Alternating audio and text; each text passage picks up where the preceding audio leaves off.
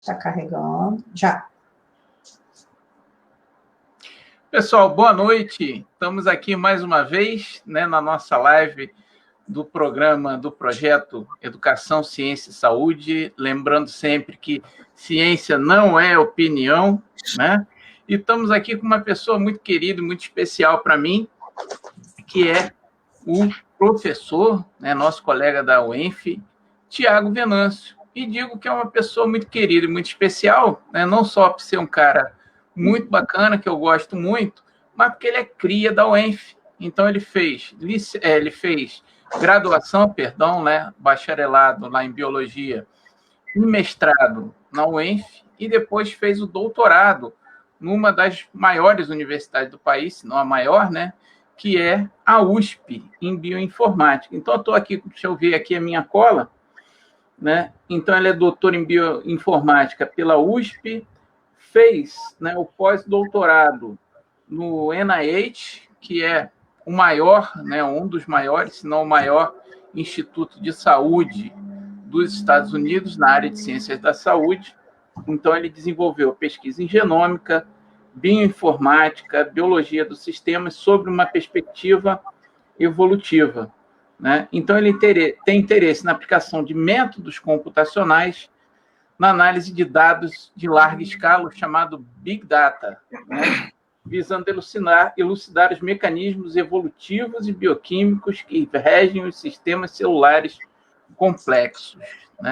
Então, gente, não é pouca coisa, não. O Tiago é um dos poucos professores que a gente tem no nosso país, que também é membro da Academia Brasileira de Ciências, Então, o cara é bolsista do CNPq, é uma referência para todos nós, Porque, apesar de ser um cara jovem, já alcançou tudo isso. Então, Tiago, eu considero ele um exemplo para a gente, E é um cara que trabalha com coisas muito importantes, com mecanismos, com sistemas muito importantes, que orienta alunos até de fora do país, E hoje vai falar sobre uma coisa muito importante, que é a resistência bacteriana. Mas, Tiago, eu tenho que confessar para você, cara, que quando eu abri o seu currículo, eu tomei um susto. Porque você sabe que a primeira coisa que a gente vê é a foto, Aí eu falei, caraca, abriu o Lattes do Weintraub, entendeu? Mas depois eu vi o tamanho do currículo, não pode ser, tá certo, é do Tiago mesmo. Boa noite, Tiago. Boa noite, João. É uma honra estar participando aí desse projeto. É um projeto bem bonito, então, de antemão, já agradeço aí o convite seu e da sua equipe aí, na Vanessa, os demais membros, já assisti algumas das palestras que estão lá no Facebook, Então, é um trabalho bastante interessante de divulgação científica, principalmente nos tempos que nós estamos vivendo atualmente, Então, fica cada vez mais importante que os pesquisadores ativos, como você, eu, diversos outros colegas aqui da UENF e de outras instituições, possamos participar ativamente dessa interação com a sociedade. Então, de antemão, te parabenizo aí pelo projeto. A gente sabe que tudo dá muito trabalho, a gente já é muito ocupado com outras coisas. Então, parabéns pela iniciativa, é um prazer poder participar aqui hoje. Valeu. A gente falando também, tem a Vanessa aqui, que está sempre com a gente, Nossa doutora também, faz pós-doutorado, já fez pós-doutorado, na parte ambiental, e está aqui também. Sem ela, ia ser difícil tocar esse aqui, como você falou. Então, a participação imprescindível da nossa querida Vanessa. Obrigada, boa noite, pessoal. Obrigada, boa noite, Tiago e João. Mas, Tiago, hoje a gente vai falar um pouquinho das bactérias, Nesse tempo que nego fica passando aí azitromicina à torta e à direita, você vai falar no mecanismo fundamental, que são aquelas bacterinhas da resistência, bactérias resistentes. A palavra é sua, Tiago. Obrigado, João. Bom, então, agradecer novamente pelo convite, pelas palavras gentis aí do professor João na minha introdução, Essa é uma das linhas de pesquisa, que a gente toca aqui no laboratório, na UENF, né, sempre orientando muitos alunos e tentando ativamente contribuir para esse tópico, que eu considero um tópico bastante relevante atualmente no meio acadêmico e para a saúde pública, né?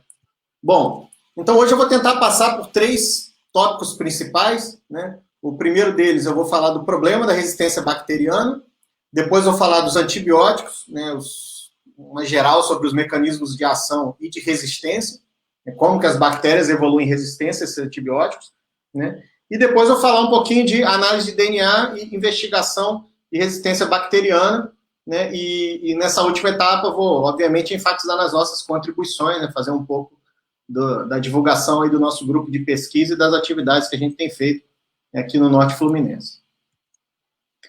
Bom, então a gente começa com essa figura, que é uma figura bastante famosa, né? Alguns já devem ter visto em outras palestras, né? Que é para ilustrar o problema da resistência bacteriana. Atualmente, existe uma estimativa por baixo de que 700 mil pessoas morram anualmente no mundo em decorrência de problemas causados por bactérias multiresistentes, né? E devido ao surgimento de novas cepas multiresistentes, né, que é um cenário que piora a cada ano, há uma estimativa de que se nenhuma intervenção muito importante for feita, né, a estimativa é de que 10 milhões de pessoas poderão morrer anualmente, né, em 2050. Né, para dar uma ideia de comparação, isso já seria mais do que câncer, acidente de carro, diabetes, enfim, grandes razões de causas de morte. Há um tempo atrás, 2019, né, que o Facebook lançou aquele 10 Years Challenge, né, alguns microbiologistas fizeram essa foto aqui, isso daqui é real, tá, gente? Cada disquinho desse aqui é um antibiótico, né, e aí são bactérias crescendo em volta deles. Então, onde você vê essas áreas mais claras é porque as bactérias cresceram. As áreas mais escuras é porque o antibiótico matou o que estava em volta. Então, você vê em 10 anos como que surgiram cepas resistentes de bactéria, que elas conseguem crescer, inclusive, em alguns casos, por cima dos antibióticos, ou seja, elas convivem tranquilamente com diversos antibióticos. Então, isso é um problema real, né?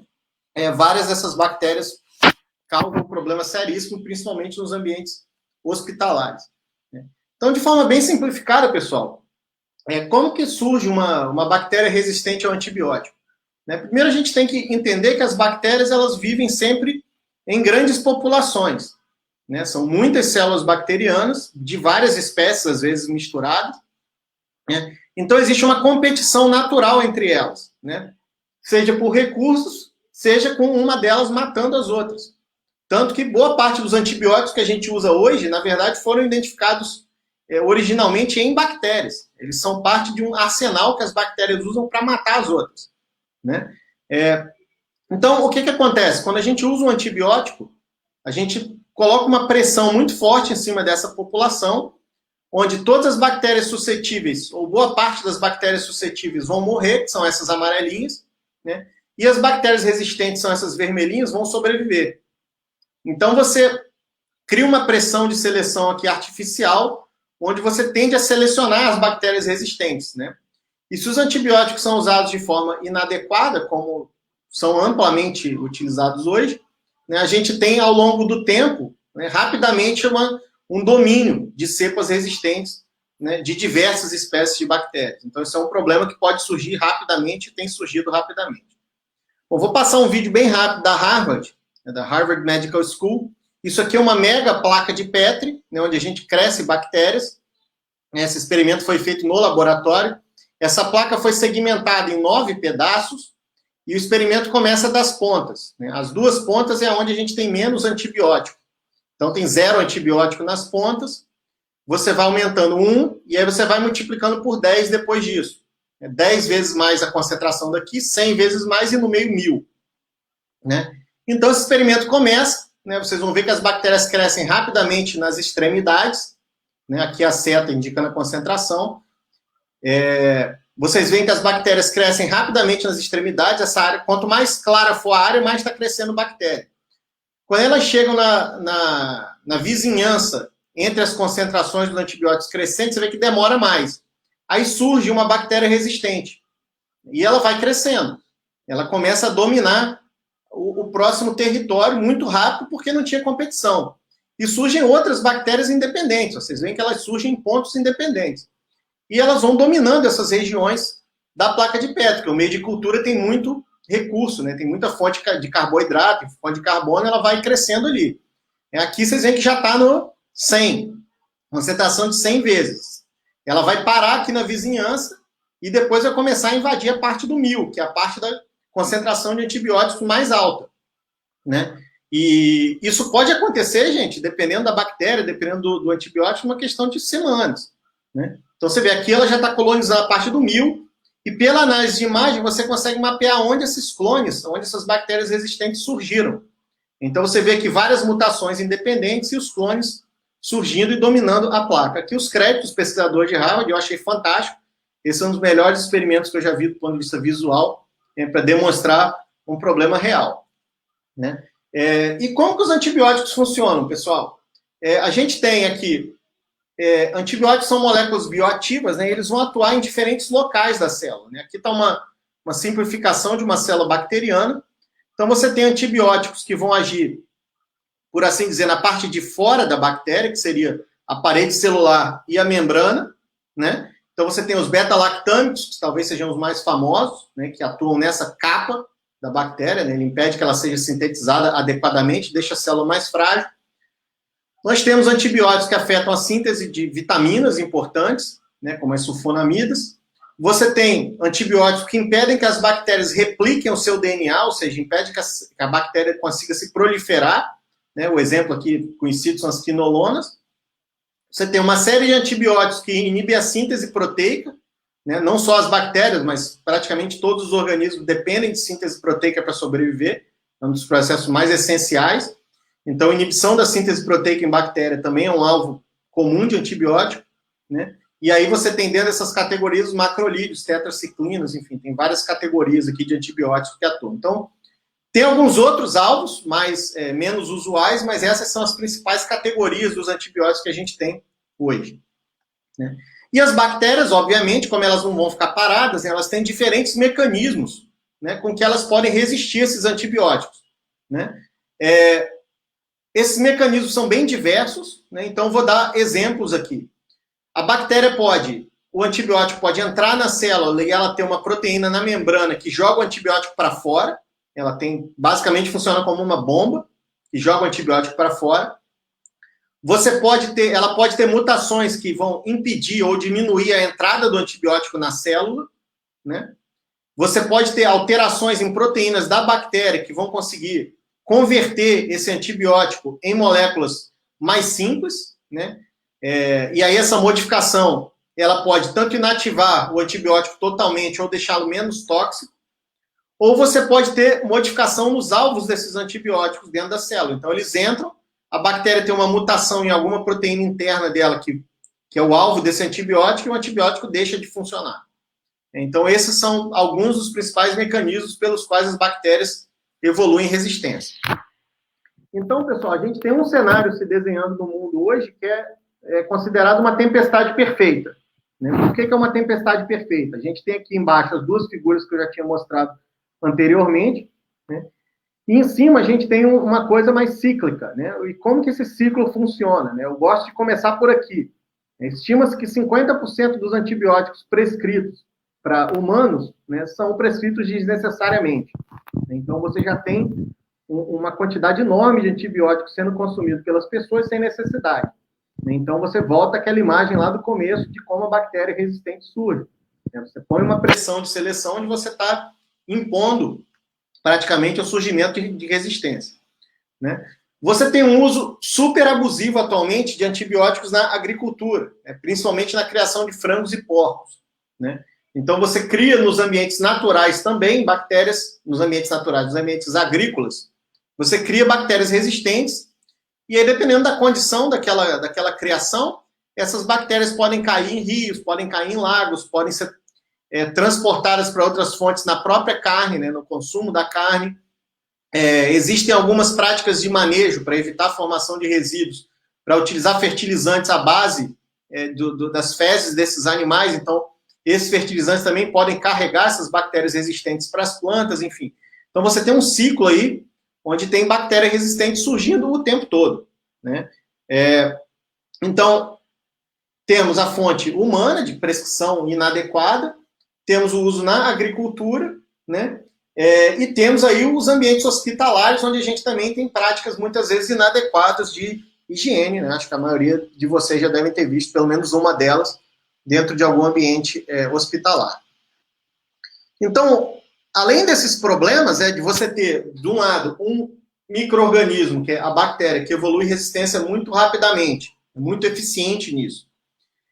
Você tem a má utilização dos antibióticos, né? Além disso, a gente hoje tem um problema de mercado, a gente tem um problema econômico para o desenvolvimento dos antibióticos, né? Que é chamado do paradoxo dos antibióticos, né? Por que as empresas não conseguem mais criar ou desenvolver, né, essas drogas que salvam vidas? Então, eu vou começar aqui do meio, né? O principal problema é porque eles curam, né? E isso para a indústria farmacêutica nem sempre é tão interessante. Às vezes é duro falar isso, mas é verdade. É muito mais rentável você ter uma droga que seja usada para algum problema crônico, tipo diabetes, problema cardiovascular, um problema que demora para tratar, tipo câncer. O antibiótico, em poucos dias, se ele for eficiente para aquela infecção, ele cura as pessoas, né? Então, hoje estima-se que apenas 14% dos antibióticos que entram em testes fase 1 chegam ao mercado. O custo para você desenvolver cada droga dessa nos Estados Unidos é em torno de 1,4 bilhões de dólares, né? E os antibióticos mais bem-sucedidos, aí as estimativas que eu vi é que eles geram em torno aí de 200 a 300 milhões de dólares de lucro por ano. Então, demora muito para a empresa conseguir recuperar o dinheiro que ela investiu, né? Então, muitas vezes, nesse tempo que ela ainda está recuperando esse recurso, né, um processo que leva anos, tem antibiótico que levou 20 anos para chegar no mercado, né? Você gastou muito dinheiro e, às vezes, em pouco tempo, você já tem o problema da resistência bacteriana surgindo, né? Então, existe um problema grave hoje na indústria farmacêutica para desenvolvimento de novos antibióticos. Vocês podem ver aqui, entre 80 e 90, foram lançados 30 antibióticos, né? Caiu para 20, entre 20 e 21, entre 90 e 99. Caiu muito no começo dos anos 2000. Entre 2000 e 2019, a gente tinha 15, mas desses 15, 5 não estão no mercado, porque foram desenvolvidos por pequenas empresas que acabaram falindo ou sendo vendidos antes disso, e essas moléculas não estão sendo comercializadas. Então, a gente tem, de um lado, o surgimento de resistência ocorrendo o tempo todo, né? E do outro lado, você tem uma carência no desenvolvimento dessas drogas, porque hoje o sistema econômico que a gente tem inviabiliza muito desse processo de desenvolvimento. Então, voltando para a parte biológica, né, como que a bactéria adquire resistência, né? Esse esquema é um esquema simplificado, né? Ela pode adquirir resistência num processo vertical. O que é um processo vertical?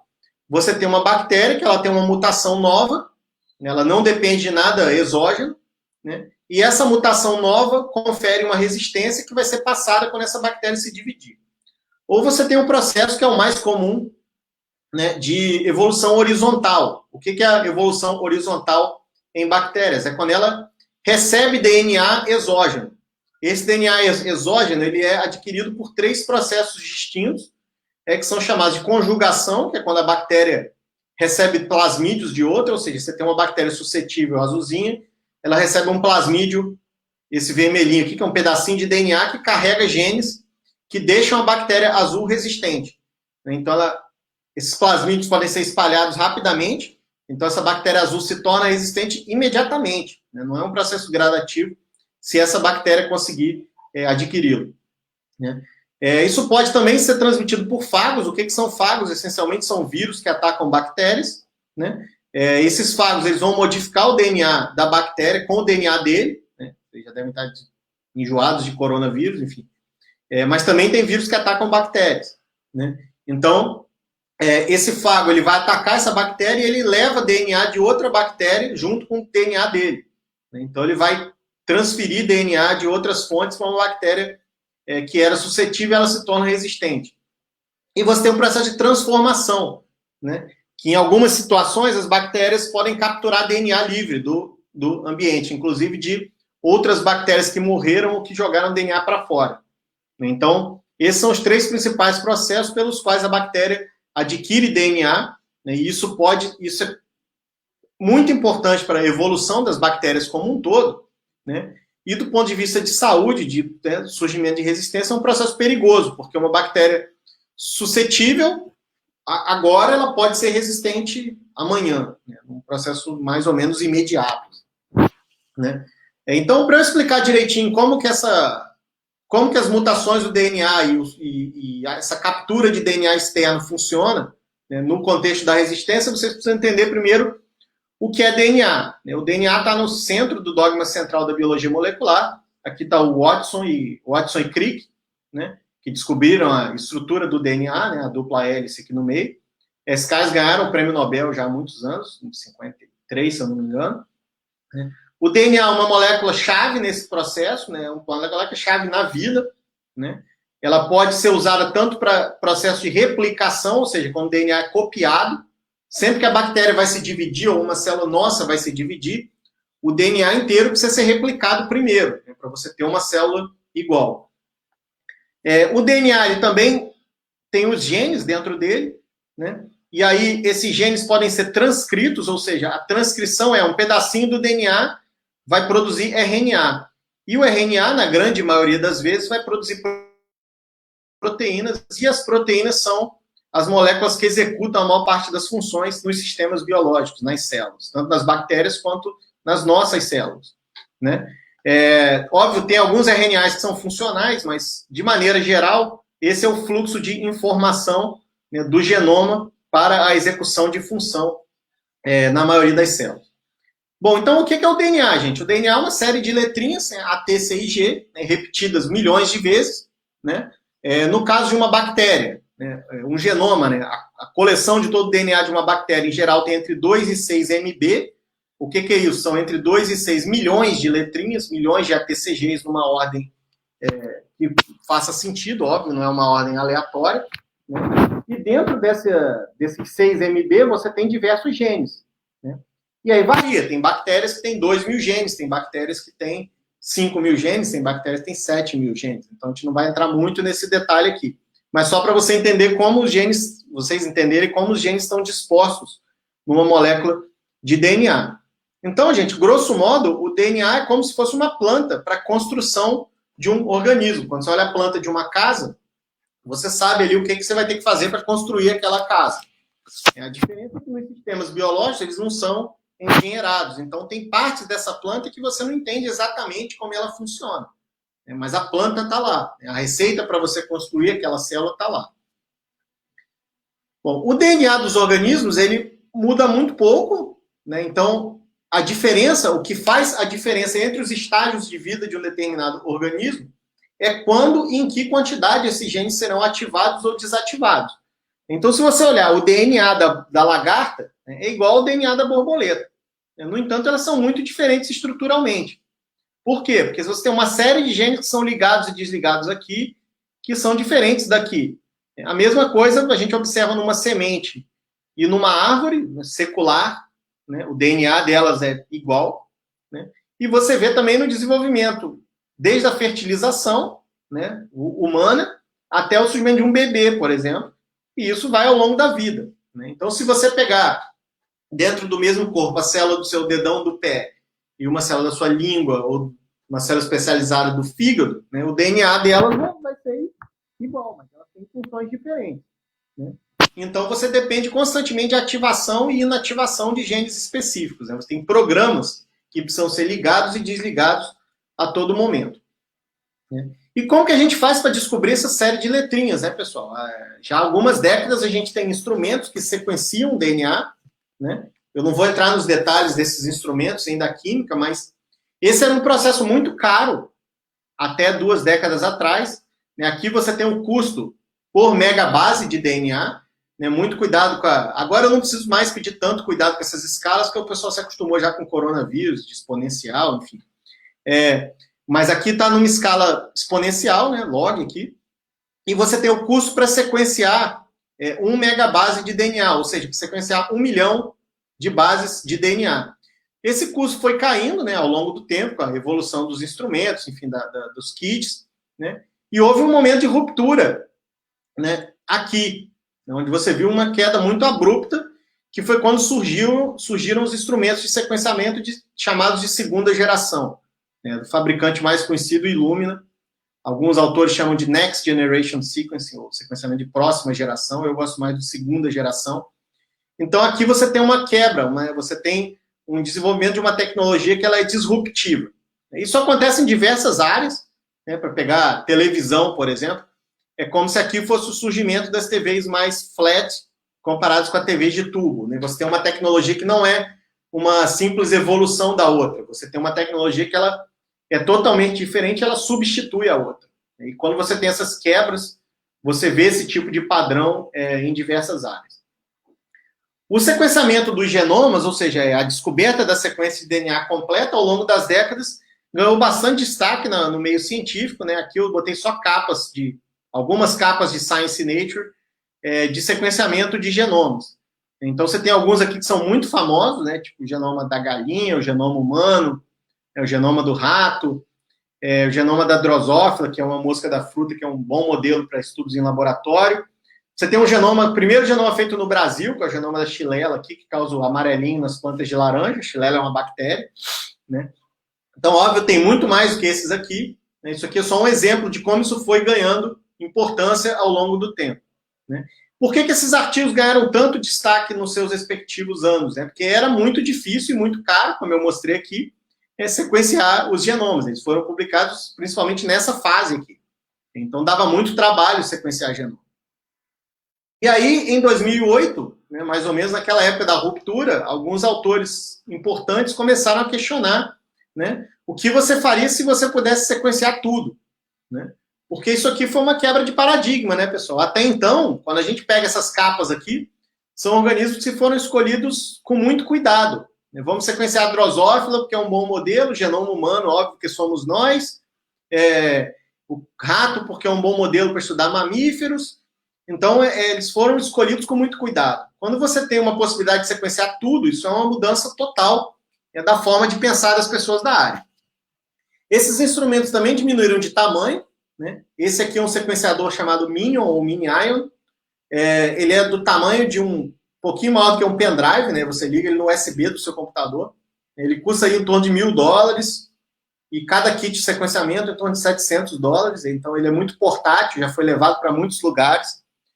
Aqui ele está sendo usado na estação espacial. Essa é uma astronauta na estação espacial sequenciando genomas de bactérias que estão sendo expostas a condições de pressão diferentes lá na estação espacial.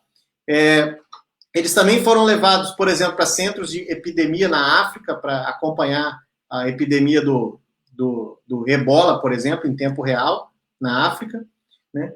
Então, pessoal, esses dados genômicos, né, essas sequências, elas estão sempre disponíveis publicamente, né? Esse é um passo muito importante, é você saber que você, em qualquer lugar onde você estiver, você pode acessar esses dados. Eles não estão presos nos grandes centros de pesquisa, enfim, eles estão em bancos de dados públicos, né? Por quê? Porque a filosofia é de que se esses projetos foram financiados com dinheiro público, essas informações têm que ser públicas, né? Então, aqui hoje a gente tem, isso já tem algum tempinho, tem algumas semanas que eu fiz isso, então já deve ter aumentado esses números, né? Então, hoje a gente tem aí quase 10.000 genomas de eucariotos disponíveis lá, né? Mais de 200.000 genomas de procariotos, onde entram as bactérias. Aqui tem vírus, que, obviamente, com o coronavírus aumentou muito esse número de sequências aqui, né? Plasmídeos, que são aqueles pedacinhos de DNA das bactérias, então dá para você sequenciar os plasmídeos separadamente também. Enfim, então, é importante vocês saberem que se você tiver uma ideia legal e pegar o treinamento legal, estudar, você consegue acessar esses dados e desenvolver os seus próprios estudos independentemente, né? Isso, obviamente, requer bastante habilidade com computadores, enfim, um certo nivelamento de pessoas da área de ciências biológicas na área de computação e vice-versa, né? E isso começou a gerar uma explosão nas carreiras de bioinformática, né? Eu peguei esse trem aqui muito cedo, então foi uma das decisões mais inteligentes que eu tomei na minha carreira. Eu peguei esse trem em 2004, então 10 anos antes, então quando essa explosão começou, eu já estava embarcado há muito tempo, estava sentado na janela, inclusive, né? E aqui já estimativa, né, do crescimento desse mercado até 2020. Né? Essa figura aqui é de 2018. Eu até tentei achar uma atualização dela hoje, mas não achei. Então, é uma área crescente, tem uma busca muito grande de profissionais nessa área, tanto do meio acadêmico quanto do meio empresarial. Né? Agora, então, pessoal, passando para a segunda parte, segundo bloco da minha apresentação, eu vou falar um pouquinho da nossa contribuição para o estudo de resistência bacteriana no nosso grupo de pesquisa. Né? Então, uma das nossas linhas de pesquisa foi no estudo de Klebsiella aerogenes, né? É um bacilo pertencente a essa família, Enterobacteriaceae, né? É uma bactéria associada a infecções relacionadas à assistência de saúde, ou seja, uma bactéria que gera muito problema em ambientes hospitalares, né? Ela é membro de um grupo chamado ESCAPE, né? E esse grupo é composto por essas bactérias que são relevantes, são bactérias bastante significativas em infecções nosocomiais, ou seja, são infecções que acometem pacientes que estão no ambiente hospitalar, né, que muitas vezes são pacientes imunodeprimidos ou pacientes que estão em tratamento. Então, essas pessoas requerem muita atenção do ponto de vista de bactéria resistente, né, porque se elas forem infectadas, uma bactéria que não faria nada comigo, com você, uma pessoa que está imunodeprimida pode morrer, né? Então, essa sigla ESCAPE é por causa das iniciais das bactérias, né? A Enterobacter aerogenes, a Klebsiella aerogenes, anteriormente ela era conhecida como Enterobacter aerogenes, né? Então ela seria SE, mas ela foi renomeada recentemente para Klebsiella aerogenes. Então ficou mais difícil pronunciar agora o ESCAPE, se a gente for tentar de novo, eu não vou tentar a sorte aqui. Bom, então o que a gente fez, pessoal? A gente primeiro tentou entender as características genômicas, né, das sequências de Klebsiella aerogenes disponíveis, ou seja, as sequências de DNA todas dessa bactéria que tinham nos bancos de dados. A gente analisou a diversidade genética, né, ou seja, as diferenças entre o DNA desses isolados de Klebsiella aerogenes. Tentamos entender a estrutura populacional delas. O que eu quero dizer com isso? Simplificando, as diferentes subgrupos dessa bactéria, de acordo com quão próximo elas são umas das outras, né, com relação ao seu DNA. Analisamos, obviamente, então, os perfis de prevalência prevalência de resistência e de virulência dessas bactérias nas populações de Klebsiella aerogenes para tentar entender globalmente o que está acontecendo com essa espécie. Né? Então, a parte técnica eu resumi bastante aqui. A gente pegou dos bancos de dados do NCBI, né, que é um instituto que tem os principais bancos de dados lá. Isso aqui, pessoal, vou repetir, totalmente gratuito, não precisa nem criar conta, você baixa aí da sua casa, daqui a pouco, se você quiser, só não abandona a nossa live aqui antes. Né? Então, no momento que a gente começou esse trabalho, a gente conseguiu obter sequências de DNA de 97 isolados, né? Pegamos esses pedacinhos de DNA, porque os sequenciadores atuais, eles geram as sequências em pedacinhos pequenos, então a gente precisa montar, é como se fosse um quebra-cabeça, só que bem mais difícil de se montar. Então, essas sequências chamadas reads, a gente montou, né, e fizemos uma predição gênica. O que é uma predição gênica? Uma vez eu tenha montado esse quebra-cabeça, eu quero identificar nele onde estão os genes, onde os genes estão dispostos ali. Então, a gente tem programas que são bem bons, funcionam muito bem, que vão me dizer, olha, nessa região aqui tem esse gene, nessa região tem esse gene. Então, a gente fez isso com esses 97, para tentar entender quais genes estão em uma e não estão nas outras, se tem diferenças entre esses genes, né? Então, primeiro, essa figura pode parecer meio assustadora, né, mas não é. Basicamente, pessoal, as regiões mais escuras, né, elas refletem grupos, né, dessas bactérias, daquelas 97 bactérias, são mais próximas umas das outras, elas estão agrupadas aqui. Então, você tem um grande grupo aqui, outro grande grupo aqui, outro grupinho menor aqui, outro aqui, que é um pouco mais distante das demais. Então, essa é uma análise inicial que a gente faz principalmente, não para identificar os grupos em si, mas principalmente o DNA que está no banco de dados, como dessa bactéria, é dela mesmo, né? Porque isso é feito por ser humano, então tem muito erro. Né? Vocês se surpreenderiam de ver a quantidade de coisas que as pessoas colocam no banco de dados como se fosse de uma espécie e, na verdade, é de outra. Então, para você não tirar conclusões precipitadas, você tem que fazer sempre esse controle de qualidade aqui inicial, né, para ver se os seus dados estão em boa qualidade. Né? Como os plasmídios, né, que eu mostrei naquela figurinha que eu tinha mostrado, os plasmídios estão aqui. São esses pedaços de DNA circular que podem ser transferidos de uma bactéria para outra e carregar genes de resistência. São um fator preponderante no surgimento da resistência. Uma análise que a gente fez inicialmente foi, nessas quase 100 cepas que a gente está trabalhando, quantas tem plasmídios? Quais são os plasmídios mais prevalentes? Porque os plasmídios também são diferentes, né? Então, a gente identificou que o principal pico aqui a maioria dos isolados tem 2 plasmídios, né? E dentre os isolados, os plasmídios, a gente também identificou quais são os plasmídios mais prevalentes, os que acontecem mais. Então, você tem um plasmídio aqui que acontece em quase metade deles, por exemplo, né? 50 das 97, né? A maioria desses plasmídios são envolvidos com sistemas de toxina, antitoxina, né? O que são esses sistemas? É como se essa bolinha aqui, gente, carregasse um gene que produz uma toxina e ele produz a antitoxina. O que isso quer dizer? A bactéria que carrega essa bolinha, né, carrega esse plasmídio, ela tem um gene que vai produzir um veneno e o antiveneno. Por quê? Ela produz o veneno e joga para fora e produz um antiveneno e segura para ela não morrer com a sua própria molécula. Né? Então, são sistemas muito comuns em bactérias, já bem conhecidos, né? E são sistemas que conferem vantagem competitiva muito grande em bactérias com relação às outras. Elas podem matar várias outras bactérias usando esses sistemas, né? Dentro desses genomas, a gente também trabalhou para identificar os grandes grupos, né? O que são os grandes grupos? Daqueles 97, eu vou explicar aqui de forma mais simplificada, daqueles 97, né? Quais estão mais próximos uns dos outros, né? Então, esses grupos são chamados de complexos clonais, né? Então, aqui você tem um que é mais distante dos outros, que tem esses elementos aqui. Você tem outro que é um pouquinho mais distante, os outros são mais agrupados. No entanto, dá para a gente discernir os grupos aqui. Você tem o verde, você tem o lilás, enfim.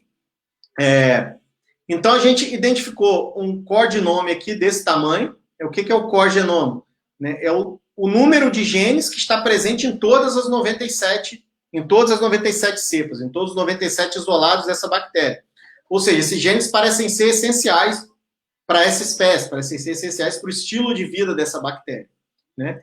E a gente também viu que os outros genes são genes chamados acessórios, ou seja, estão presentes em várias, mas não em todas, né? A gente também viu que essa bactéria tem um pangenoma aberto. O que é um pangenoma? O pangenoma é como se eu conseguisse juntar todo o DNA de todo o genoma de todos esses isolados em um só. Então, eu criei um pangenoma, né? E o que quer dizer um pangenoma aberto? Quer dizer que quanto mais genomas eu for adicionando à minha análise, né, o número de genes total aumenta. Aí alguém pode se perguntar, não, mas isso é óbvio, não é? Não, isso não é óbvio. Existem algumas espécies que elas não adquirem muitos genes novos. Então, se você coloca mais genomas, essa curva meio que acompanha aqui. Ela cresce muito devagar ou ela não cresce. Por quê? Porque eu tinha 10 genomas, coloquei mais 10. Quais genes entraram? São os mesmos que já tinha aqui. Então, não estou colocando muita coisa nova. Então, você tem os pangenomas abertos e os pangenomas fechados. Então, isso também é perigoso do ponto de vista de saúde, porque essa bactéria tem uma capacidade muito grande de adquirir novos genes, né, dos ambientes em que ela habita, né?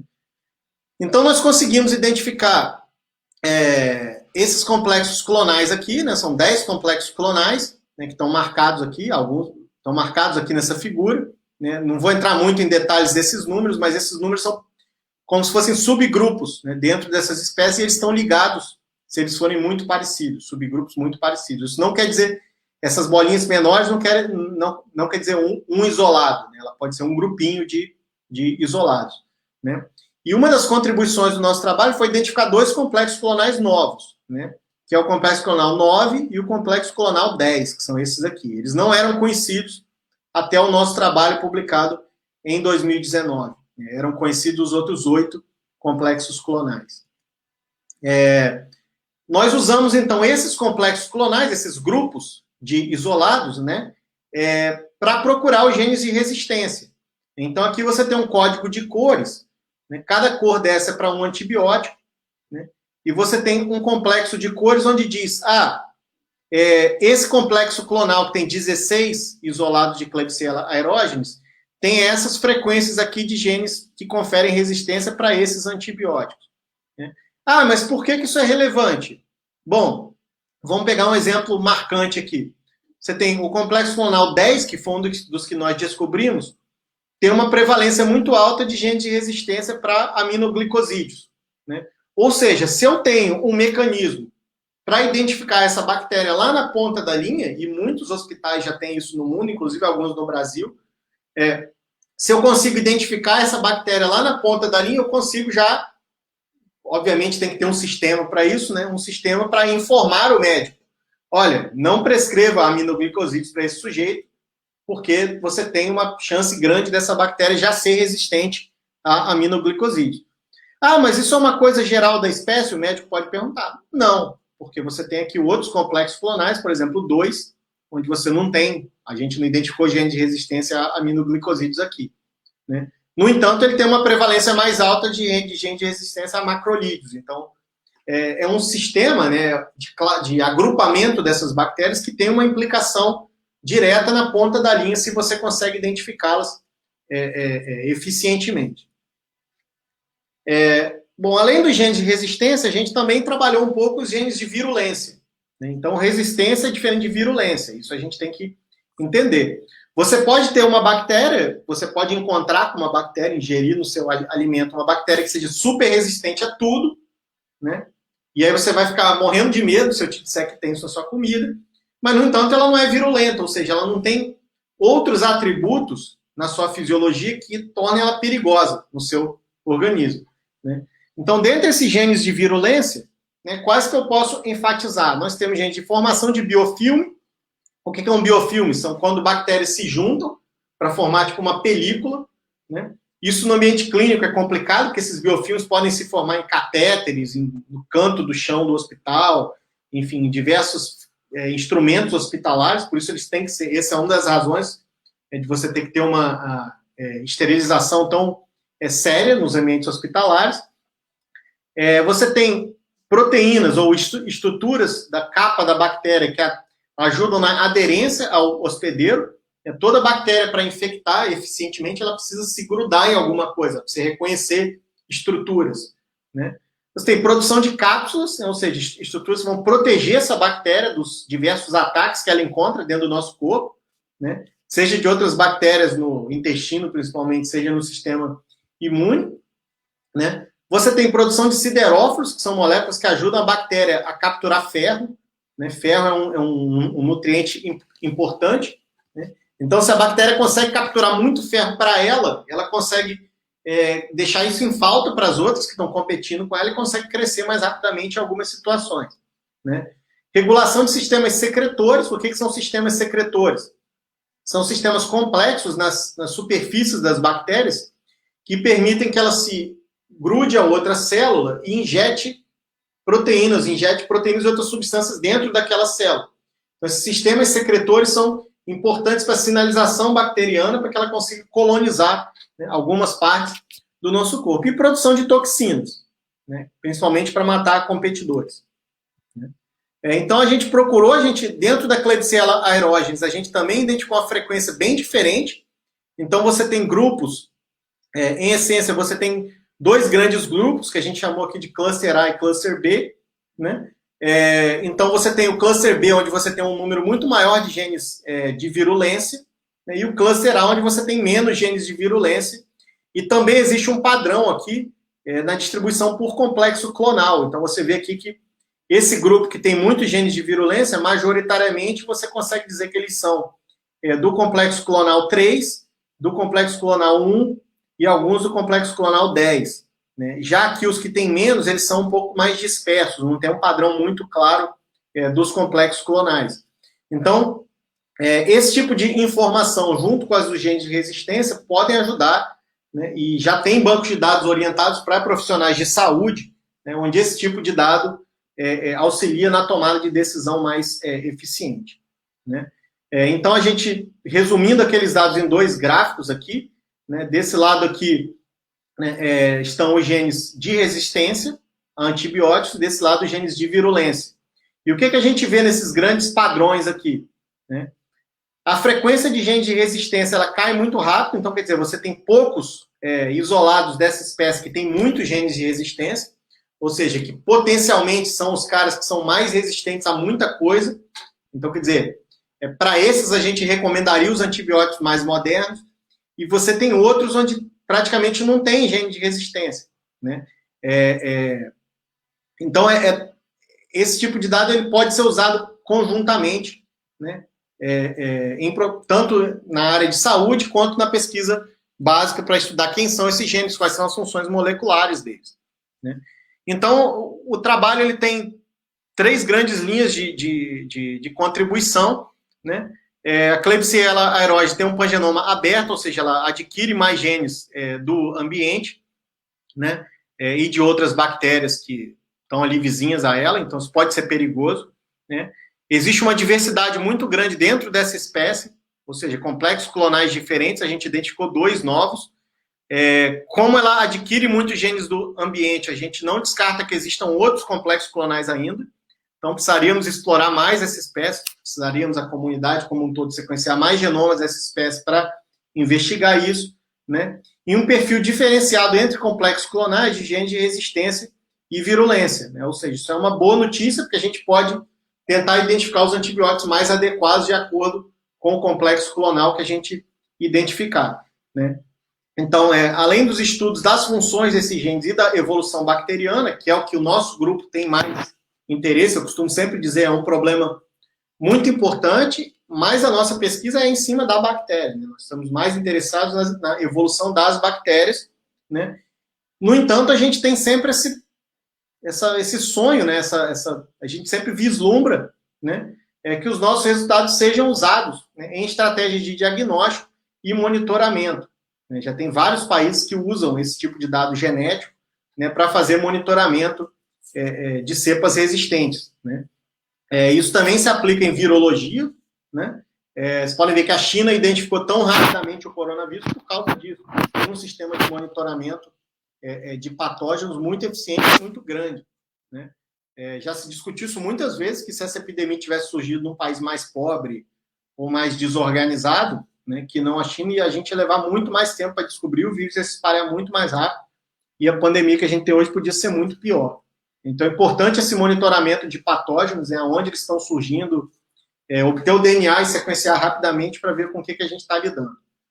Esse artigo deu muita satisfação para a gente, ele foi capa do periódico Febris Journal, né, em 2019, né? Aqui alguns coautores que foram no meu grupo, né? O Kanu, que é um indiano que defendeu o doutorado recentemente, voltou para a Índia, pesquisador na Corteva AgriScience na Índia agora.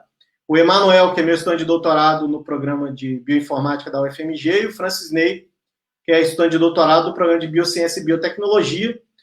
Nós também temos colaborações, né? Aqui duas colaboradoras essenciais, né? A Jussara e a Líbera, que são da ponta da microbiologia clínica, né? São as pessoas que conhecem esse patógeno de perto. A gente trabalhou os dados, mas elas conhecem esse patógeno lá na ponta, na identificação deles, conhecem eles de nome, sobrenome, tem eles no Facebook, tudo, enfim. Então, foi uma cooperação muito profícua, a gente publicou outros artigos juntos, enfim. É um trabalho que deu muito orgulho para a gente, porque ele é made in UENF, né? O Francis Ney fez essa arte aqui, né? O nosso artista lá no laboratório. Nós também temos outras aplicações dessas mesmas metodologias para estudar outras bactérias, né, como bactérias com implicações para a agricultura, né, bactérias promotores de crescimento vegetal. Espero que o João um dia faça também uma live sobre isso, né? Temos muitas bactérias do bem, né, que são importantes para nós, né? E também bactérias que são potencialmente patogênicas. Essa aqui, por coincidência, Enterobacter bugandensis, é uma das que foram sequenciadas lá na Estação Espacial, né? E o exemplo que a gente conseguiu trabalhar na UENF, com parte dos dados obtidos no sequenciamento na Estação Espacial, e descobrimos coisas novas, que nem eles tinham descoberto, né? Senão a gente não teria conseguido outro trabalho em decorrência desses dados. Então, agradecer ao meu grupo, né? Essa é a configuração atual do grupo, alguns saíram recentemente, então o grupo está sempre se remodelando. Então, temos aqui 4 estudantes de doutorado, um mestrando, e duas estudantes de IC, né? E agradecer, principalmente no contexto desse trabalho, as nossas duas colaboradoras. Agradecer aos nossos financiadores, né, CAPES, por muitas bolsas para os estudantes, CNPq e FAPERJ por custear o nosso laboratório, né, nossas atividades de pesquisa, então um apoio essencial mesmo num momento de tanta dificuldade no fomento à pesquisa no país. Então aqui está o meu e-mail e a página do nosso laboratório para quem quiser maiores informações e para estudantes interessados em se juntar ao lado negro da força. Tá? Obrigado, pessoal, pela atenção e parabéns aí ao professor João e a Vanessa pela iniciativa. Tiago, fantástico, cara. Eu acho muito legal, né? Inclusive que você mostra para a gente que a gente faz, a gente não, você, né? Faz um trabalho fantástico de nível internacional, publicando em revistas de ponta, entendeu? Que pega gente de outros países, tem a galera da Índia, que vem da Índia para cá para fazer trabalho com o Tiago, né? Mostrando a qualidade da nossa pesquisa, né? Eu acho que isso é sempre bom ressaltar, que a gente está fazendo isso aqui na UENF, apesar de todas as dificuldades que a gente passa, com salário congelado há 6 anos, com impedimento de verba, com corte aí de teto de gastos, com um governo que faz de tudo para desacreditar a ciência, né? Você falou aqui do nosso trabalho, é curioso, porque a gente sempre coloca, né, e vou colocar mais uma vez, e vou morrer repetindo isso, e falo para os meus alunos serem intransigentes com relação a isso. Ciência não é opinião, né? Ciência é trabalho sério, é trabalho como esse do Tiago, né? Como é que você se sente, Tiago, né? Sei lá, nesse momento, assim, vivendo essa... Por um lado, fazendo um trabalho que você podia estar fazendo lá no NIH, mas você está fazendo aqui, né, com toda essa desvalorização que a gente tem, e vivendo esse momento atual. Eu queria começar te perguntando isso, cara, nada de técnico. Então, eu não gosto de mentir para ninguém, meus alunos sabem disso, então a gente, de vez em quando, principalmente nos momentos de grande dificuldade, né, rola um certo... A gente pensa, se eu tivesse ficado lá, como minha vida estaria hoje? Mas, assim, a cada aluno que a gente forma, a cada progresso que a gente vê, às vezes, né, você tem uma transformação tão radical na vida de certos alunos, né?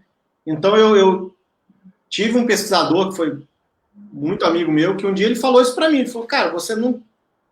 Talvez seja mais importante você estar no lugar onde precisam mais de você do que no lugar onde você precisa mais estar lá. Então, a gente faz muita diferença aqui, né? A gente está numa região pobre, né, relativamente pobre, é óbvio que depende do referencial, mas é uma região que tem problemas graves no ensino público. Então, a gente muitas vezes recebe alunos que têm uma diferença muito grande nos alunos que entram. Né? Você tem alunos que já entram geniais e você tem alunos que entram muito fracos ainda, e eles vão correndo atrás ao longo do caminho. Você vê na graduação, aluno no primeiro período, que você fala, esse cara não vai conseguir se formar, e aí no final o cara faz um trabalho sensacional. Você dá a ferramenta para o cara, né? A gente ajuda, a gente se sente, né, importante na vida dessas pessoas, né? Então eu, como líder de grupo, uma coisa que eu tenho, me ajudou muito a curar esses conflitos internos, né?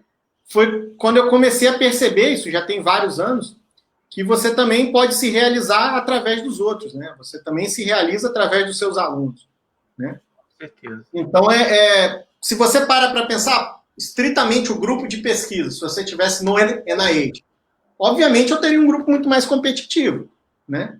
Porque eu convivia com grupos lá que, por exemplo, o grupo não tinha nem estudante, o grupo era só pós-doc. Então, se você tem um grupo onde você é o chefe, você tem 15 pós-docs trabalhando para você, tipo, todo mundo já vem pronto, é óbvio que não tem, você não tem esses percalços, mas também você não tem essa gratificação de transformar a vida de uma pessoa. Né? A pessoa já chega pronta, contribui para o teu grupo, contribui para a ciência. Enfim, são ambientes diferentes, né?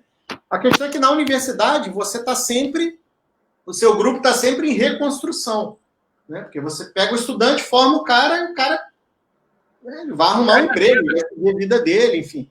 Vai lá pro NIH, vai para... A gente queria que eles ficassem... A gente queria que pelo menos alguns deles ficassem para sempre, mas não tem como, né?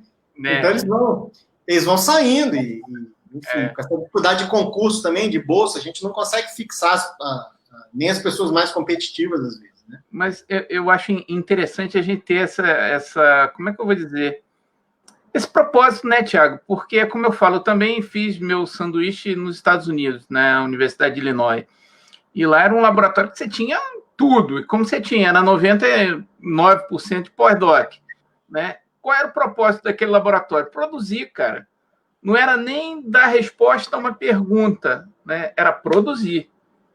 E como eu falo, será que isso é um objetivo para a vida da gente? Só produzir? E, por outro lado, a gente vê, como você falou, né? Você pega um aluno aqui, do interior de São João da Barra, de Campos, né? De um lugar que às vezes você nem tem uma universidade próxima, e você vê aquele caso, a gente tem sempre no CEDES, você participa do CEDES também, caso lá de Dona Marina, cara, catava caranguejo, hoje está fazendo doutorado em imunologia, pesquisando sobre câncer. Eu acho que isso é uma coisa que não tem valor, né? Não tem preço, né? Não tem valor, não tem preço. E a gente vê também que ciência, apesar de todas as dificuldades, ainda é uma alternativa de carreira, né? Para o cara evoluir, para o cara conhecer outros países, para o cara, né? Não, e a gente tá no laboratório fazendo pesquisa, né? Então, aquela pesquisa, para nós, ela pelo menos para a maior parte, ela é uma paixão, né? A gente está fazendo aquilo ali porque a gente gosta daquilo ali, né? Eu sou doente, cara. Para mim é quase uma religião aquilo. Então, eu sei. Então, assim, eu tô ali, a hora que eu não tô ali, eu tô pensando em casa, às vezes troco o WhatsApp com o aluno, 11h30 da noite, de alguma coisa para fazer, enfim. A gente vive aquilo ali, né? Mas é importante os alunos saberem que o fato dele estar ali naquele momento, às vezes fazendo a graduação, fazendo o mestrado, né, não quer dizer que ele vai ter que ser cientista, né? É totalmente diferente quando você consegue formar um professor que tenha uma parte da sua vida que ele conseguiu ser treinado dentro do laboratório, um médico. A gente tem situações de médicos que estão fazendo pós-graduação aqui na UEM, em outras universidades. Então, você tem essa contribuição também na formação profissional das pessoas nas suas áreas. Não quer dizer que a gente é uma bolha que vai só formar cientistas, entendeu? A gente tem na UENF um monte de professores fazendo pós-graduação em diferentes cursos, desde cognição e linguagem até biociência e biotecnologia, tem um monte de professor. E eu acho super bacana isso, porque você conversa com eles antes e depois, você vê que o cara muda o jeito dele dar aula, entendeu? E eu acho interessante também, Tiago, porque você sabe, né, na UENF, né, um dos seus pilares era ser uma universidade que ia pensar em problemas locais. E a gente atua nisso em saúde. Você deu um exemplo aí da Klebsiella, né? A gente está vivendo agora uma pandemia de coronavírus, todo mundo fala, o corona, mas, você tem um cara entubado, né, que vai ser entubado dentro de um hospital, não é só a questão do corona que é importante. É importante a infecção nosocomial, a infecção hospitalar, né? E como você tratar disso. Quer dizer, você está tratando também, você está investigando e buscando soluções para uma coisa fundamental que é esse tipo de infecção. Porque às vezes o cara pode estar lá, não morre do corona, quer dizer, mas morre em decorrência da situação que ele ficou de estar internado, entubado, né? Sim, e às vezes as pessoas não têm... Eu mesmo não tinha tanto, assim, que eu não sou profissional de saúde, né? Mas as pessoas têm que ter consciência de que dentro de um hospital você não faz praticamente nada sem antibiótico, né? O antibiótico não é só para tratar o cara que está doente, você não faz uma cirurgia sem antibiótico, sabe? Você precisa de um antibiótico para tudo. Então, quando você tem numa ponta uma carência no desenvolvimento de novos antibióticos, por um problema, inclusive, econômico, né? Então, é uma área que, claramente, hoje você precisa de atuação do governo e de doações, tipo a fundação do Bill Gates, né? O Bill e Melinda Gates, esse pessoal bota dinheiro nisso. Então, você precisa de ajuda de governo e da filantropia para estimular o desenvolvimento dessas drogas, porque as pequenas biotechs estão falindo antes de chegar na outra ponta lá com a droga. E as grandes empresas estão pulando fora, porque, né, é melhor desenvolver drogas que vão dar mais dinheiro. né? Que vão dar dinheiro por muitos anos e que o cara tem uma doença crônica, enfim. Então, uma área que precisa de intervenção, precisa de atenção, né? E boa parte desse problema, como eu tentei mostrar, ele é causado por nós, né? Sim. Tem antibiótico que está sendo usado no paciente no hospital hoje e que o sujeito usa na criação de porcos dele lá. Então, quer dizer, é uma tragédia anunciada, pô. O cara dá para o porco comer, entendeu? Então, vai surgir um despejo constante disso no meio ambiente, né? No meio ambiente, de forma indiscriminada. Tem até uma frase famosa que o pessoal da área de desenvolvimento de fármaco usa, que é assim, se você tiver um antibiótico ruim, quase ninguém vai usar. Se você tiver um antibiótico que seja muito bom, aí que ninguém vai usar mesmo. Porque ele vai ser desenvolvido, vai curar todo mundo, vai surgir resistência e ninguém vai usar mais. Então, é complicado. Tem um problema no desenvolvimento dessas drogas. Então, você precisa dessa... Então, uma parte, e essa parte é que a gente tenta atacar aqui no laboratório, né, é entender os processos pelos quais esses micro-organismos se tornam resistentes. Né? E tentar dar uma contribuição mesmo que com tijolinho lá, né, para falar, olha, você pode fazer assim, entendeu? E você vê o quanto que é interessante, né, porque aquele experimento lá de Harvard eu acho fantástico, mas se você vê, é um experimento extremamente simples. Sim. Concorda comigo? A execução... Você poderia fazer com uma câmera, poderia fazer com uma câmera e uma placa gigante. Mas você vê a dificuldade até da compreensão disso que a gente tem hoje, vive esse momento de perseguição à ciência, né? Eu estava até na live passada conversando lá com o Nélio Artiles e falando que, de certa forma, colocam essa coisa, o médico contra o cientista, né? Como se algumas pessoas, por orientação política, estranha ou sei lá o quê, né, desprezam a ciência, acham que o cientista não serve para nada, que a gente vem para a universidade fazer sexo existencialista e fumar maconha. Mas você vê até nessa questão que está tão premente do Covid, né? E as pessoas estão aí receitando azitromicina, que é um antibiótico, à torta e à direita, ou até se automedicando com isso. Você mostrou hoje, né, nessa sua live, o perigo disso. Sim. Né? Eu assisti a live do Dr. Nélio, né? Assisti algumas outras, assisti um pedaço da live da Verusca também, onde vocês discutiram a questão da pós-verdade. E, enfim, essa questão da Covid tem sido, né, um grande caldeirão de fatores. Né? Alguns fatores que a gente deve ressaltar, esse que você falou, né, da questão da opinião. Né? Hoje com a internet, né, qualquer pessoa grava um vídeo, bota no YouTube, e se esse vídeo for compartilhado por alguém muito famoso, seja de qualquer espectro político, esse vídeo vai ser, de certa forma, alavancado online e pode se viralizar. Né? Então, você tem hoje situações que os cientistas consideram como um meme, mas eu considero muito perigosa. Né? O que é um meme? Que vários cientistas fazem piada. Você ter o mundo inteiro trabalhando em torno de uma coisa, mas quem sabe a verdade é o tiozinho que gravou o vídeo dentro do carro, falando, eu vou contar para vocês qual é o verdadeiro... O que está acontecendo de verdade na geopolítica mundial, entendeu? Sei lá. Exatamente. O tiozinho que não funciona, mas tem uma questão política e ideológica e a gente tem que ficar o tempo todo batendo aqui para dizer o óbvio, que aquela porcaria não funciona. Então, a questão da cloroquina aí são outros ingredientes no caldeirão também. Né? Por quê? Você tem aí um problema que é real em todas as áreas, né, em todos os problemas, né, não em todas as áreas, mas que os profissionais de saúde, né, em grande parte, obviamente, mesmo excelentes profissionais de saúde, eles não têm um treinamento científico. Exatamente. Né? Isso então, aí é boa parte das escolas de medicina não promovem isso. Então, você tem, às vezes, médicos que são muito bons, mas não sabem interpretar não sabem interpretar um estudo científico. Né? O cara acha que o que acontece no consultório dele reflete para um ambiente de pesquisa, reflete para um cenário, digamos assim, que deveria ter um controle, deveria ter uma observação, né, que ele está vendo lá um pontinho. Sim, e aí quando você tem uma doença que tem um percentual de letalidade muito baixo, né? Ou seja, a maioria das pessoas se cura, né? E ela mata muita gente porque ela infecta muita gente. Né? Então você tem uma situação onde o cara fala, eu tomei cloroquina e me curei, o outro fala, não, eu tomei cerveja preta e me curei. Eu recomendo gordura de frango. Comer hortelã com farofa. Melhor que cloroquina.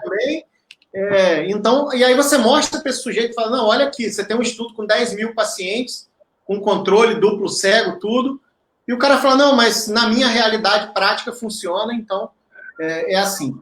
E aí você teve um problema político, né? Onde começou com o Trump, né?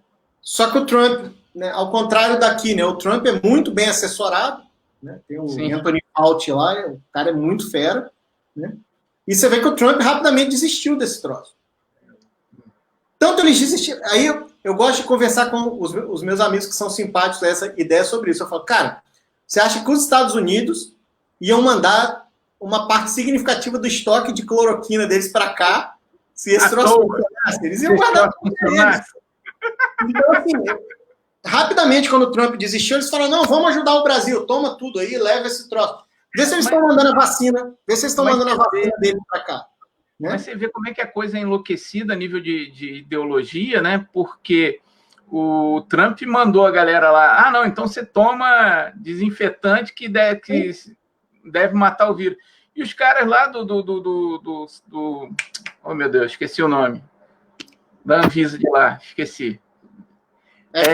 Tiveram que avisar as pessoas para não tomar, por causa que estava gente tendo intoxicação. Então, cara, né, é a desvalorização do conhecimento científico. O cara lá, aquela anta do Trump, tem mais palavra para mais significância para uma certa parcela da população do que a palavra de um cientista. Isso é uma coisa. Mas o Trump, depois de um certo tempo, ele se afastou um bocado disso, né? Sim. Ele não insistiu nessa ideia. Funciona. E ele começou a botar dinheiro na questão da vacina, né? Comprar os lotes, tudo por antecipação, mesmo sem saber o resultado da fase 3. Enfim, no que ele sabe que vai realmente resolver, né? Até porque está chegando a eleição lá. E a gente vê que são várias questões, inclusive questões políticas, questões da organização pública, né? Porque por que a coisa não foi pior no Brasil? Já foi terrível. Uma das piores do mundo, mas seria muito pior se a gente não tivesse, por exemplo, um SUS estruturado. Não, o Estados Unidos chegou onde chegou porque não tem um SUS estruturado. Esses caras são heróis, cara. Assim, eu falei aqui, eu fiz uma crítica pontual aos médicos, mas os caras que estão lá, tá ponta daí, os caras são heróis. Tem lugares que estão trabalhando sem luva, reutilizando máscara. É uma maluquice, assim, sabe? Então, esses caras a gente tem que ser muito grato a eles e por estarem lá expostos esse tempo todo. Vários morreram. O Brasil foi um dos países que mais morreram profissionais de saúde em decorrência da Covid-19, principalmente enfermeiros e auxiliares de enfermagem. E a gente tem que valorizar muito esse pessoal. Agora, a questão da cloroquina, né, para a gente não ficar também só falando disso, né, ela tem um componente político e psicológico importante, que é assim, quando você tem o começo de uma pandemia que vai afetar claramente as economias dos países, né, e você tem governos, e aí não é só o brasileiro, que quer que as pessoas vão para a rua de qualquer maneira, vende muito fácil você falar, olha, tem esse negócio aqui que é baratinho e vai curar. Então, isso é um estímulo para as pessoas irem para a rua, entendeu? Porque o cara fala, não, se eu pegar, eu vou tomar isso aqui e vou ficar curado, custa R$5 ali na esquina, e na verdade não é, né? Você está vendendo sonhos, né? Então, eu acho que a gente tem que ter muito equilíbrio nessa história, né? A gente não deve vender sonho e nem ficar vendendo susto, né? Hoje a gente está numa realidade que a curva está decrescendo, mas ainda lentamente, né?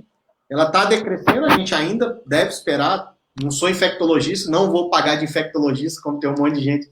Hoje em dia, no Brasil, basta saber o que é uma exponencial que você virou infectologista, epidemiologista. Nem precisa tanto. Mas, assim, em vários países a gente teve a segunda onda, né?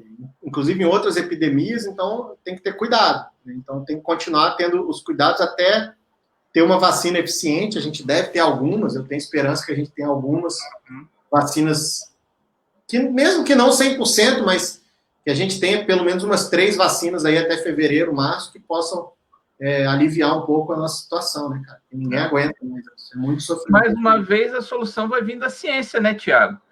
Como sim. sempre, né? Como sempre, apesar de todas essas perseguições. E é interessante, cara, um aspecto que você colocou aí, que eu achei muito relevante, é falar que todos esses dados que você trabalha são dados públicos, né? Ou seja, estão disponíveis, assim como a gente acha, né, que a ciência deve estar disponível para todos, porque a ciência não pode ser restrita, ela tem que ser discutida, ela tem que ser mostrada, tem que ser contestada, né? E hoje, até nessa questão que você trabalha aí com Big Data, né, eu acho que é um problema ético. Algumas companhias, já a gente falou dessa capitalização da ciência, que o Trump, né, tem alguns movimentos, né, no termo dessa privatização da ciência, que prejudicam isso, né? Porque seus alunos que já fizeram a disciplina de bioética comigo até comentaram que um grande problema é que nem todo dado está disponível, né? Então, quer dizer, isso às vezes é um entrave para a sua pesquisa, que o cara, né, tem uma pesquisa, mas foi financiada por uma indústria privada. E aquilo não pode ser analisado, eles não disponibilizam aquilo amplamente. Quer dizer, eu acho que foge do contexto científico, né? O que você acha disso? Então, a iniciativa que é preponderante mundialmente é que, assim, se é custeado pelo poder público, tem que ser público. Isso daí vale 99,9% das vezes. Às vezes, até pela iniciativa privada, se é uma iniciativa privada que está inserida no meio acadêmico, eles também colocam esses dados públicos, né? Os dados que são fechados é quando o cara está falando, não, eu vou botar aqui 500 milhões de dólares para desenvolver uma droga. E ele tem dados, é difícil você dizer para ele, não, você gastou esse dinheiro, mas você tem que botar os dados públicos para mim. Com certeza, a gente vê que isso que você falou até da indústria farmacêutica, os caras têm um investimento, querem ter retorno, senão não tem nem como investir mais. Senão a indústria quebra também, né? Não adianta a gente com certeza, a gente não vê isso como uma coisa negativa. Mas eu falo quando isso começa a ser muito restritivo, né? Quando você faz da ciência um comércio, né? Você não acha? Eu diria que com relação a acesso a dados, é a minoria, né? A maioria dos dados a gente consegue acessar. Na verdade, hoje a gente tem um problema, né, entre aspas, é um problema bom, que assim, a gente tem muito mais dados do que a gente consegue analisar. Né? Então, hoje se você falar, tudo bem que você vai ter uma competição absurda, mas hoje se você falar, quero estudar as sequências dos genomas dos coronavírus, já tem, sei lá, 8 mil, 10 mil genomas de coronavírus depositados lá. Esperando aí para os alunos do Thiago analisar. Eu nem tentei a sorte, cara. Quando eu vi o pessoal que estava entrando nessa, eu falei, não, o pessoal é muito grande para mim, não vou entrar nessa. E já vi que tem uma galera aí que nos comentários querendo ser aluno seu, Thiago. Aí você já vai pegar mais um. Temos vaga. Eu vou então aproveitar, né, e chamar nossa querida Vanessa para ela colocar os comentários aí da galera. Não sei se Vanessa também tem alguma pergunta dessa coisa de jogarem antibiótico aí no meio ambiente. Você que entende dessa coisa de meio ambiente. Bom, primeiramente, boa noite a todos. Destacar aqui que o link do formulário está nos comentários. Aqueles que necessitarem de declaração a favor, preencher, ok? A gente aproveita e lembra aí, não sabe se o nosso pró-reitor está vendo, mas pró-reitor a gente precisa que a universidade tenha um sistema de certificação online, viu? Para nossas lives, porque o certificado, as declarações não são certificadas, ainda tem que fazer 1 a 1. Então, fica o meu apelo. Vamos fazer esse sistema de certificação online para o ENF. Isso aí. E olha, galera, estamos aí. Vou trazer aqui o primeiro comentário da Carla Oliveira. Boa noite, sou bióloga microbiologista, trabalho diariamente com bactérias multiresistentes. Atualmente vejo cepas extremamente resistentes até para polimixinas B e colistina. E ela deixou este comentário, o próximo também é dela. que ela gostaria de fazer parte do seu grupo de pesquisa. Pode mandar um e-mail para a gente conversar. Se eu não me engano, colistina é uma das causadas na criação de suínos, inclusive. De antibiótico. Então, é um problema muito grave. Já tem países fazendo acordos, né? Inclusive, certos países sem necessidade até de lei, né? Já tem países onde os produtores estão fazendo acordos entre si e com o governo para não usar antibióticos na produção. Porque eu estava até comentando aqui com a Vanessa, né, de vários casos que eu já soube de produtores. Eu acho que em galinha tem alguma coisa que usa antibiótico para aumentar peso, não sei, alguma coisa assim. Em peixes, né, tem gente que usa, por exemplo, criação de peixe ornamental, que faz essa descarga na água, né, e joga aí direto no ambiente, né? E outros animais que você falou aí, o porquinho, que o pessoal taca antibiótico no porquinho, isso é uma questão muito crítica, né? Além da azitromicina. O que acontece, João, é que você tem animais de corte, onde o tempo que esse animal vai crescer até o abate é um componente muito importante para o produtor. Então, ele dá o antibiótico em massa e preventivamente. Porque se o bicho, qualquer infecçãozinha, o bicho cresce menos. Não é que ele vai morrer. E ele pode transmitir para o outro. Então, o cara prefere, não, vou tacar antibiótico em todo mundo e vai ficar todo mundo gordinho, entendeu? E aí, nesse caso dos porquinhos gordinhos também tem as bactériazinhas gordinhas.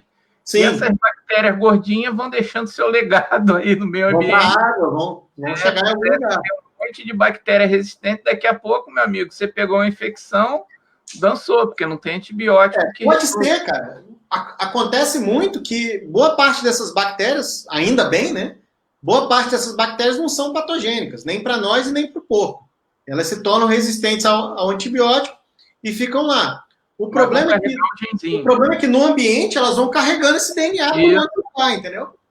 Em algum momento, nossa sorte é que isso é raro, mas em algum momento duas se encontram, que não deveriam se encontrar, né? E aí, né, a gente já viu o problema surgir. Tiago, a Carla também colocou essa pergunta durante a sua apresentação. Tem usado em Acinetobacter?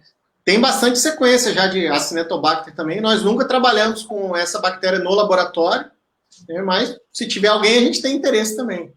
É uma das importantes aí também na área médica. Olha, várias pessoas aqui dando os parabéns. A Maíra foi uma das nossas convidadas. Marina. Boa noite. Maíra, tem a Valdirene também. Esse colega de curso aqui. Cida. Valdirene, Cida, colega também do laboratório. O pessoal está prestigiando aí. Anne. Obrigado, pessoal. Que já vem nos acompanhando em algumas lives aqui. Um abraço a todos. As lives de vocês são um sucesso. Opa! Vários dando os parabéns, né? E na sequência vem a Eva Oliveira, afirmando que um país sem ciência não sobrevive. A gente está se arrastando, podia estar melhor, né? E a Esther veio falando do CEDERJ, quando vocês estavam comentando, né? O CEDERJ é uma porta aberta para a mudança na vida de alunos que não poderiam estudar em tempo integral. Olha que legal. Sim, eu tenho alunos, inclusive, de iniciação científica que são do CEDERJ, né? E tem alunos de pós-graduação que são egressos do CEDERJ também, lá no laboratório. Que eu meio que te arrastei pela orelha para o CEDERJ, né? E eu acho até que o Thiago era meio resistente. Assim, não, CEDERJ, aquele negócio, sei lá, Instituto Universal Brasileiro, curta distância. Como é que está sendo hoje a sua impressão, a sua vivência lá com o CEDERJ? Você já tem aluno de CEDERJ, né, cara? Vários. Já passaram alguns, já. São bonzinhos, cara, prestam. Não, então, o que acontece? Quando entrei no CEDERJ, eu tinha 3 anos de UENF só, então não conhecia o sistema, né? Então, não sei se você vai lembrar, mas eu falei, João, vou entrar um semestre, vou ver se eu vou gostar, e aí depois a gente decide. Aí eu entrei, né? Eu participei daquelas visitas docentes, aulas inaugurais, enfim, aí comecei a gostar do sistema, né, comecei a interagir mais com os alunos, né, dar oportunidade a eles de fazer alguma pesquisa, mesmo até de só trocar informação, né? E eu vi o impacto que aquilo tinha na vida das pessoas, né? Eu acho que é importante, como você falou, o cara ter essa vivência na ciência, né? O cara lá numa cidade do interior que não tem nem, às vezes, nenhuma faculdade, o cara entrar e ter essa vivência em ciência. Eu acho que isso é fundamental para a importância, para a formação do cara. Mesmo que ele talvez até nem venha, né? Você colocou isso muito bem, nem venha ser um cientista, mas eu acho que essa vivência é fundamental. Sim, se você for ver, João, eu gosto muito de observar as trajetórias das pessoas, né? Não tenho tanto tempo de ler biografias mais, mas pelo menos em vídeo. E se você for ver uma coisa que é muito comum em várias pessoas bem-sucedidas, quando elas vêm, às vezes, de muito baixo, uma coisa que é muito comum é elas falarem, não, quando eu estava lá na 5ª série, tinha um professor que esse cara que virou a chave, entendeu? Então, quando a gente está na UENF ou em qualquer outra universidade, a gente não atinge essas pessoas, né? Então, quando você tem lá na ponta da linha um sujeito que foi treinado pelo nosso sistema, né? E ele estimula esse aluno, às vezes a gente tem um efeito cascata, né? Que vai perdurar por muito tempo, né? Porque esse aluno, às vezes, vem de um ambiente muito carente, ele vai levar isso para a família dele, né? Muitos alunos que a gente recebe no CEDES são os primeiros das suas famílias a ter curso superior. Então, e vai ser um formador de outros, né? Dentro dessa mentalidade científica. Obrigado aí, Lucimar. O Glenner também está falando sobre o CEDERJ. E é o nosso último comentário aqui no chat. Bom, então... Pois não. Algumas pessoas estavam com problemas aí de acessar o link, mas eu acho que já foi normalizado.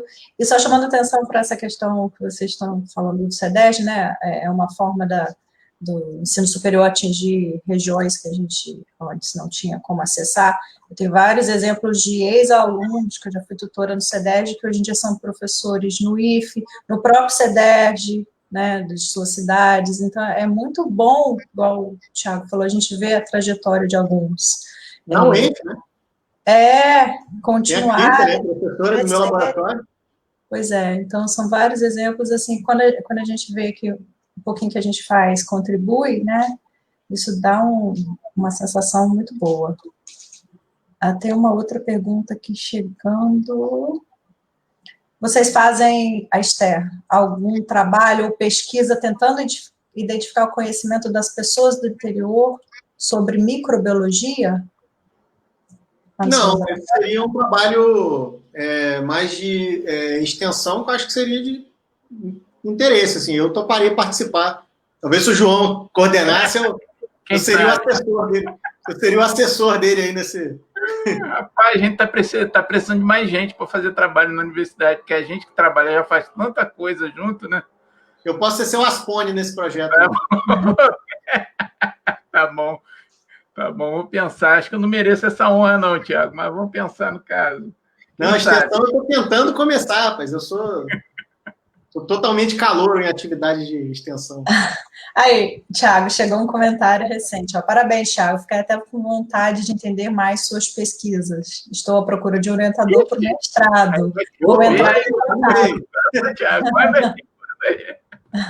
Eu estou sempre em busca de novos... Estou sempre em busca de novos soldados aí para o nosso exército. É isso aí. É porque vocês estão vendo só o lado bonzinho do Thiago. Né? Não existe o lado bonzinho. É pior que o pica-pau, galera. Mas... Não existe o lado bonzinho.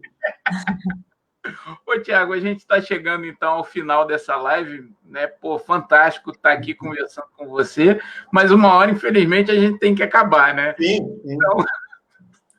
Queria te convidar para fazer assim as suas considerações finais, né, para que a gente possa então encerrar esse momento. E já, te agradeço muito pela sua disponibilidade de estar aqui com a gente, trocando essa ideia, falando, né, da sua experiência de vida. E como eu falo, né, para mim, eu acho que para muita gente da UENF, cara, você é um exemplo por ser um pesquisador jovem, por ter essa paixão pela ciência, por ser um formador de pessoas, como você mesmo ressaltou, acho que isso é fundamental. e por mostrar que, apesar de todas as dificuldades, ainda é possível e ainda vale a pena, né, na minha opinião, fazer ciência nesse país. Tiago, obrigado. Bom, eu agradeço a vocês aí, você e a Vanessa, pelo convite, né? Oportunidade bastante legal. É o que eu te falei lá quando você me convidou, eu falei, bom, vou tentar traduzir para o público o mais amplo possível, né? O nosso trabalho é difícil, às vezes, você descer um pouco do laboratório para explicar para um público mais amplo, né? Então, acho que foi muito legal essa experiência, né? Agradeço as suas palavras gentis aí também na introdução e nesse desfecho, né? Bastante, como sempre, ser bastante generoso, né? Nas suas palavras, tirando a parte do Weintraub, foi tudo legal. Foi igualzinho, cara, a foto. Eu falei, meu Deus. Eu falei, não, esse currículo é muito grande, não pode ser. Então, eu espero, numa próxima oportunidade aí no futuro, poder falar das nossas outras pesquisas, né?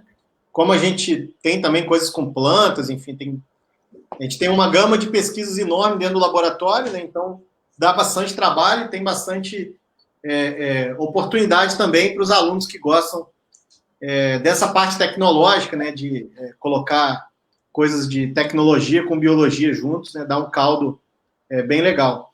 Então, desejo sorte aí para vocês na continuidade desse projeto, né? Vou continuar assistindo as lives mais interessantes aí, como eu já identifiquei algumas e assisti ao longo das últimas semanas, né?